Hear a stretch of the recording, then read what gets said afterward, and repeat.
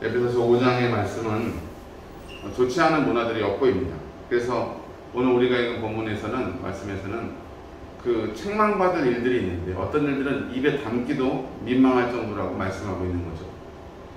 그러나 그런 사람들에게라도 하나님의 복음이 전해지면 그들도 주의 자녀가 될 수 있습니다.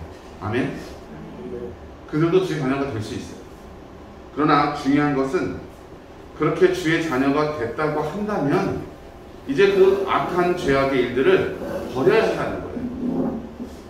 더 이상 그 책망받을 일, 그 악한 일로 말미암아 성령을 근심하게 하고 예수님의 십자가를 욕되게 하는 일을 멈춰야 한다는 것입니다. 열매 없는 악한 일에 참여하지 말고 하나님이 기뻐하시는 일들을 해야 한다는 거죠. 그리고 우리가 이렇게 잘 알고 있는 말씀 5장 16절에 보면 세월을 아끼라 때가 악하니라 이렇게 되어 있죠. 그리고 거기에 넘버링이 되어 있어요. 번호가 달려서 헬라어로 의미로는 기회를 사라 이런 뜻이라는 거예요. 세월을 아끼라는 것은 기회를 사라, 또 기회를 해방시키고 기회를 구속하라 이런 뜻인데, 하나님의 선한 일을 할 기회를 잡기가 쉽지 않다는 거예요. 때가 악하다는 건 그런 거예요. 그래서 하나님의 선한 일을 하기 위해서는 어떻게 해야 돼요?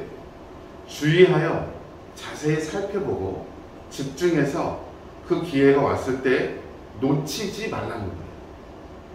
없는 기회를 만들어서라도 하나님의 일을 하라는 거죠. 생활하면서 살면서 부대끼고 또 갈등하고 교회 다니는 것들은 왜 그런지 모르겠다고 이런 얘기 듣는 가운데서 그 틈에서 복음을 전할 기회를 우리가 만들어 가야 한다는 거죠. 어쩌면 우리가 직장 생활하고 있는 이곳에서 우리가 일터 예배를 세워가는 우리에게 주시는 하나님의 말씀이라고 생각해야 한다는 거죠. 우리가 이것을 그거는 뭐 성경 말씀은 그런데 뭐 이론은 그런데 실제는 그렇지 않아요. 여러분 이렇게 이해하는 거는 성경 말씀은 하나님의 말씀으로 이해하는 게 아니에요. 말씀이 우리에게 그렇게 지시하고 있다는 것은 이게 가능한 일이구나. 아멘? 이게 실제로 될 수 있으니까 하나님이 우리에게 지시하시는 것이지 할 수 없는 일, 못하는 건데 우리에게 말씀하시는 게 아니라는 거예요. 그 이후에 17절, 18절, 19절에 보면은 특별히 경계해야 될 게 술 취하지 말라는 거죠. 또 성령의 충만함을 받아야 되고 신령한 노래로 서로 화답하고 하나님의 은혜 가운데 범사에 서로 존중하며 피차 복종하라 말씀하고 있습니다. 제가 이제 의정부에 와서 그 청소년 사역을 오래 하실 어떤 목사님을 만나봤는데 그 목사님이 하시는 말씀이 그거예요. 상호 존중이에요. 상호 존중. 이게 도움을 일방적으로 주고 또 그쪽은 도움을 받고 또 부족한 부분이 있어서 내가 그 부족한 부분을 채워주기도 하고 이런 관계가 반복되고 지속되면 지위가 높이 있는 것처럼 이렇게 느껴진단 말이에요.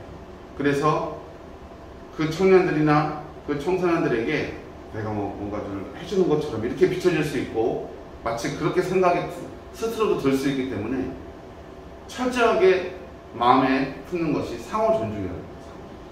우리도 회원들을 존중하고 회원들도 우리를 존중하고 서로가 서로를 존중하면서 함께 우리의 일, 하나님이 기뻐하시는 선한 열매를 만들어가야 한다는 것입니다.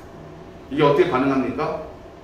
그리스도를 경외함으로 우리 하나님과 예수 그리스도를 우리가 두려움으로 섬기는 일 가운데 어쩌면 우리를 위하여 죽으신 그분을 우리가 항상 염두하고 생각하기 때문에 우리를 겸손하게 낮출 수 있고 나 아닌 상대방을 진실된 마음으로 높일 수 있게 될 것입니다.